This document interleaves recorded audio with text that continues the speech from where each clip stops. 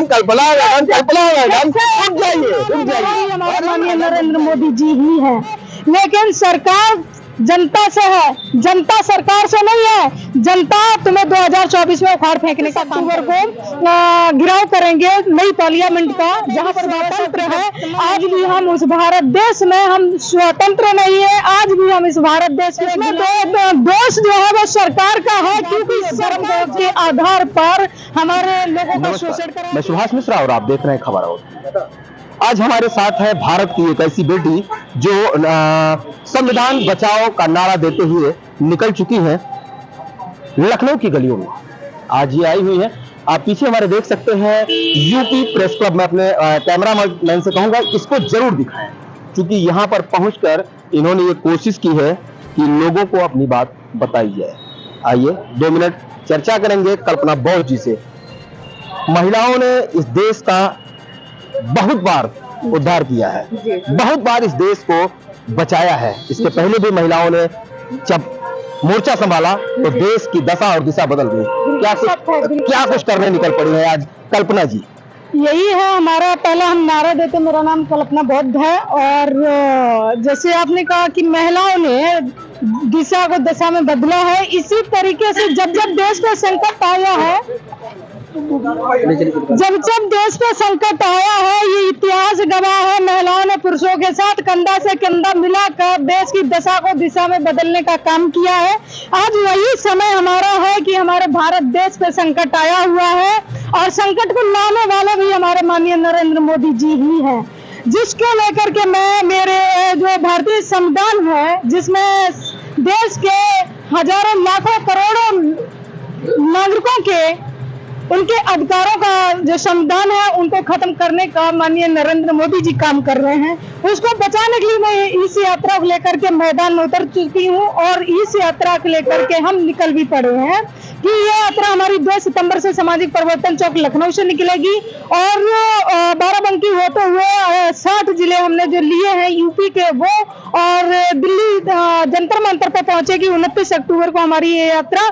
और दिल्ली जंतर मंतर पे हम 29 अक्टूबर को घिराव करेंगे नई पार्लियामेंट का, जहां पर बाबा साहब की प्रतिमा नहीं लगाई है, उसको लेकर के। अब मैं बता दूं कि यहाँ पर कि महिलाओं के साथ जिस भारत देश को हम कहते हैं कि स्वतंत्र है, आज भी हम उस भारत देश में हम स्वतंत्र नहीं है, आज भी हम इस भारत देश में गुलाम है। जिसको कहते हैं कि हम सोने की चिड़िया, एक दिन ये भारत का हुआ करता था, आज वही देश हमारा, हम गुलामी की जिंदगी जी रहे। आज भी हम स्वतंत्र नहीं है, हमारे देश की लाखों करोड़ों महिलाएं स्वतंत्र नहीं है, सड़कों पे निकलने में कांपती हैं। जिस तरीके से मणिपुर की घटना हुई, आए दिन बहन बेटियों के साथ जो रेप जैसी घटनाएं, मर्डर जैसी घटनाएं होती हैं, उनको जगाने के लिए मैं निकली हूँ। तो कल्पना जी आप जगाने के लिए निकल चुकी है, मैं मानता हूँ जी।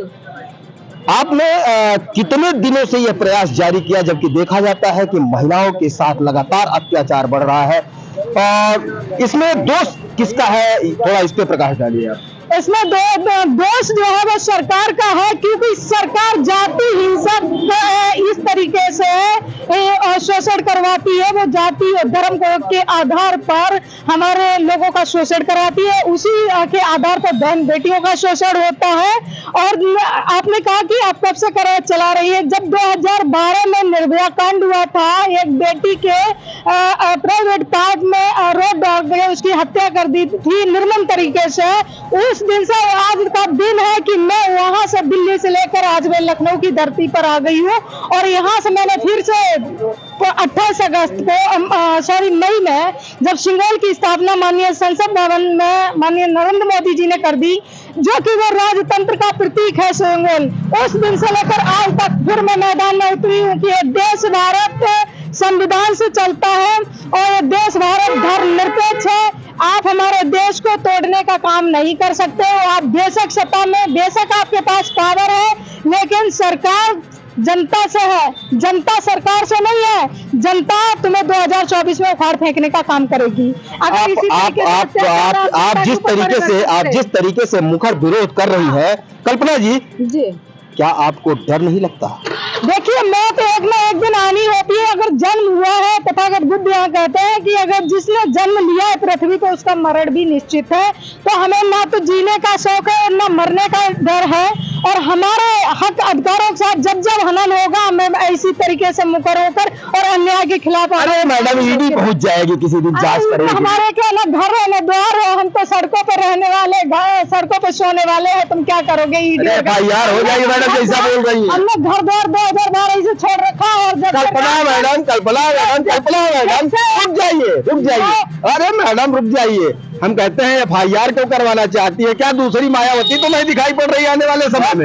हम मायावती से कंपेयर नहीं कर सकते, वो हमारी बहुजन लीडर्स हैं। लेकिन हाँ, समाज पे जब जब अत्याचार आएगा, करेगी सरकार करे या जनता करे या प्रशासन करे, मैं उसका पुरजोर विरोध करती आ रही हूँ 2012 से और आज तक कर रही हूँ, आगे भी करती रहूंगी। क्योंकि हमारे अधिकारों के साथ और मान सम्मान स्वाभिमान के साथ मैंने समझौता न किया, न मैं कर सकती हूँ। जब जब मेरे देश पे, मेरी जनता पर, देश के नागरिकों पर जब जब देश विरोधी कार्य करेगी, सरकार करे या प्रशासन करे, मैं उनका पुरजोर विरोध करूंगी। धन्यवाद। तो आपने देखा हमारे साथ जुड़ी रही कल्पना बौद्ध, इन्होंने तमाम चीजों को बताया। यह भी कहती हुई नजर आई कि महिलाओं के साथ जिस तरीके से इस देश में अत्याचार हो रहा है उसमें कहीं ना कहीं सरकार का हाथ जरूर है।